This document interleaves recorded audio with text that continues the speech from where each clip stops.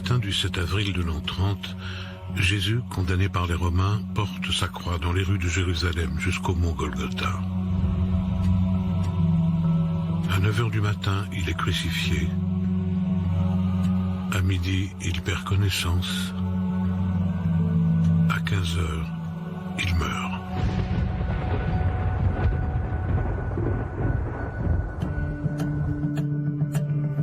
C'est cette histoire que l'on se remémore à l'évocation de Jésus et de sa crucifixion, symbole majeur de la religion chrétienne.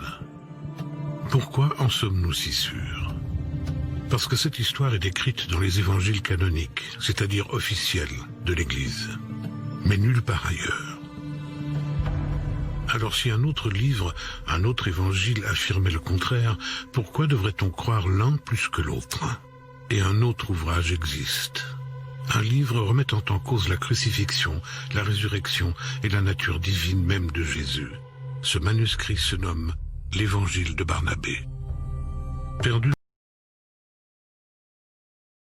Cette Bible soutient que Jésus n'a pas été crucifié, le Vatican est sidéré. Cette Bible a été découverte et gardée secrète, en 2000 et contient l'Évangile de Barnabé, un disciple du Christ, qui soutient que Jésus n'a pas été crucifié, qu'il n'était pas le Fils de Dieu, mais bien un prophète.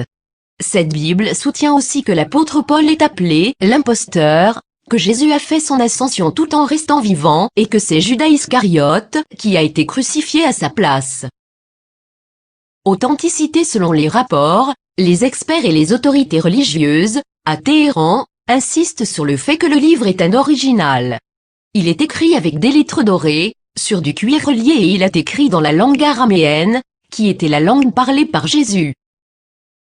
Le texte principal maintient une vision similaire à celle de l'islam, contredisant les enseignements du Nouveau Testament de la chrétienté.